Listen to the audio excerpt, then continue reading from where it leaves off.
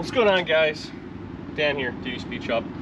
So, you know, I've done a couple of these 4-door to 2-door Tri-5 Chevys, and I always get all the same questions, stuff like that. I thought, you know what, I made a quick video just kind of explaining what the deal is with them and maybe how to tell them apart. There's a few telltale signs.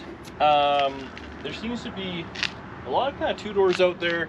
I mean, I'm obviously very honest. These are all 4-doors converted to 2-doors all over the internet. There may be some dishonest people out there trying to get all the money. And I know at this point now, a 2-door Tri-5 Chevy is worth decent money, and it's worth someone's time and effort and all that to churn a 4-door into a 2-door. Obviously, that's what I did. So, real quick, I've said it before, but I'll say it again. All the 4-door sedans can be turned into a 2-door sedan. Hardtops are different. You can screw around and turn a 4-door into a convertible. Obviously, that's available as well. They sell all the parts out there to do it yourself if you want, or like I did, I used just kind of parts and made my own and did all that sort of stuff. So they're a little on the rattier side, but you get the point across. So they are the same wheelbase on the sedans, the 4-doors, the 2-doors, the wagons. They're all the exact same. They don't matter. That's the biggest hurdle.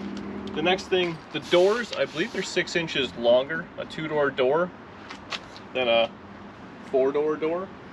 Now, a lot of guys have, well, I've seen it before, I've never done it. They lengthen the door, you can do that, no problem. Then you got to screw out the window mechanisms and all that. I find the easiest way is buy a good set of 2-door doors, a solid 4-door, and then you can kind of do whatever you got to do.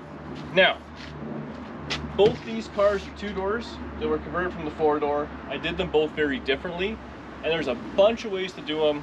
These are the two easiest ways, I think, to explain and kind of go from there. Now, if you got deep pockets, you can buy all the panels, you can buy full quarters, you can buy everything to make it look just like a 2-door and no one would ever know.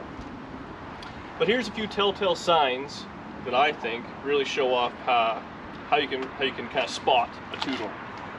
So again, the proper size door. There's a lot of guys that I've seen where they'll cut out the back post here.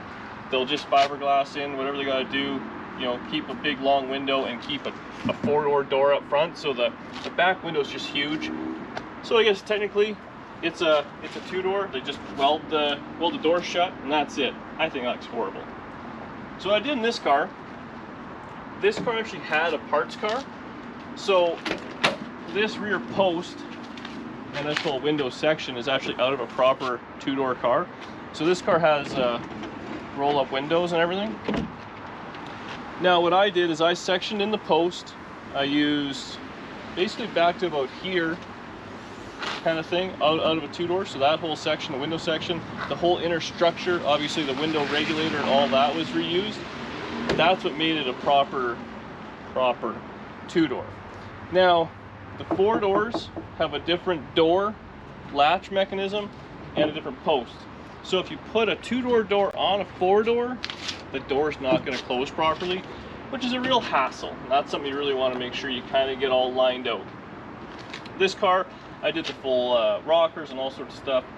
What you simply do is you cut out the post of the 4-door, which would be about there, and move it back. So one quick thing to look at is you look up in here, and if there's kind of body work, which this one obviously has, you know, I just roughed it in. This can all be kind of done whatever.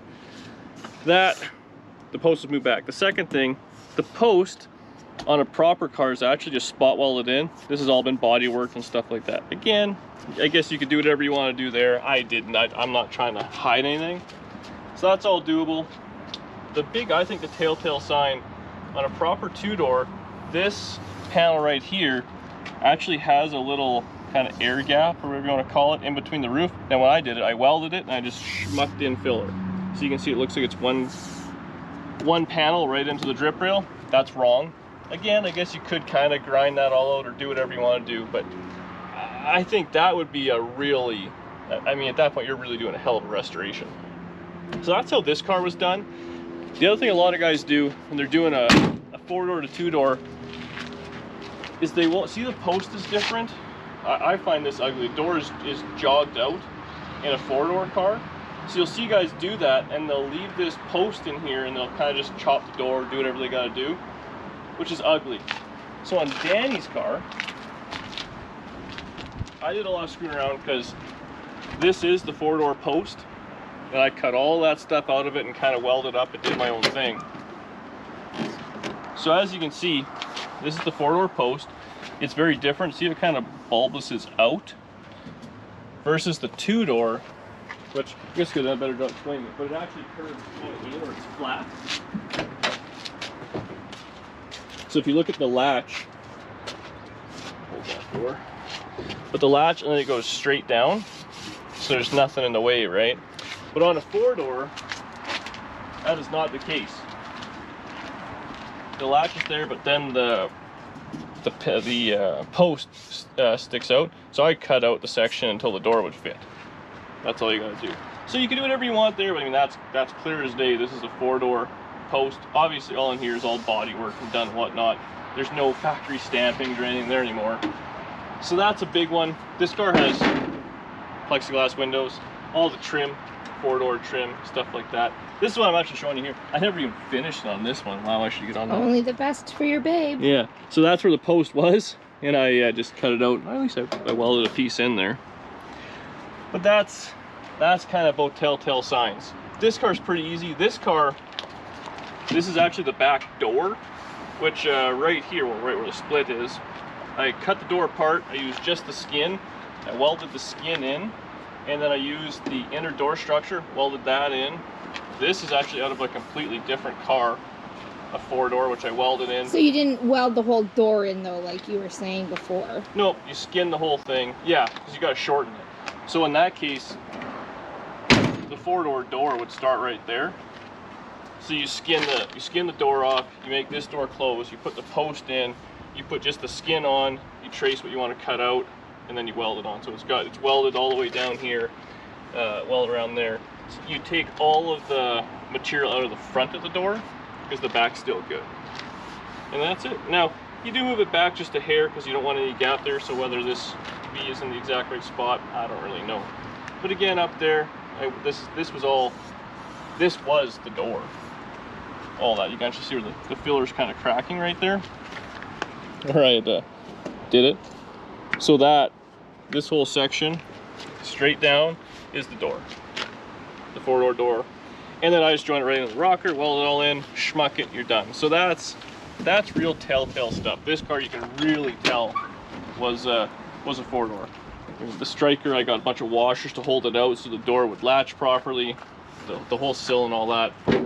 Plexiglass windows, no mechanisms whatsoever. That's pretty obvious in my mind. Now again, when guys want to go full-blown crazy, you can buy a full quarter panel, and a full quarter on the Tri-5 sedans does include this whole piece, so you can change that. They do sell posts and all that, so you can buy that as well. I don't know about the inner structure if they sell that, but I'm sure they probably do. So those are all things to really look at if you're kind of going for it. Now, in all reality, if the car's gone through that level of transformation, I mean, I don't know what you're going to be paying for that, but you'd have so much money in that, I think I would have to ask a pile of money for it. So it is what it is. People keep saying I should do, you know, the way I do it's kind of a hack job and all that, which is not wrong, but up here a full quarter panel is it's like $1,200 or $1,300. The post I think is $300 or $400. You got to get a set of doors and all that. And ultimately, when you do all that, up in the roof, there's a bunch of structure in there, which I don't know how those new quarter panels do go on versus the old ones.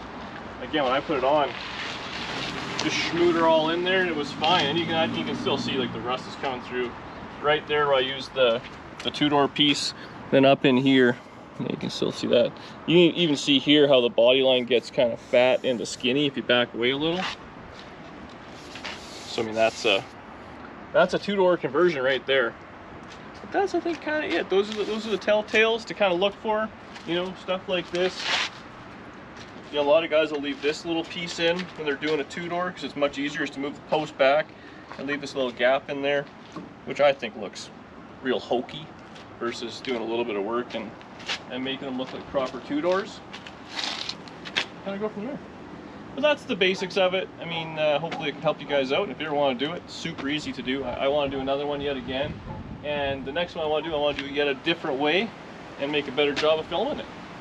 Yeah. Thanks for watching. Enjoy your Tri-5s.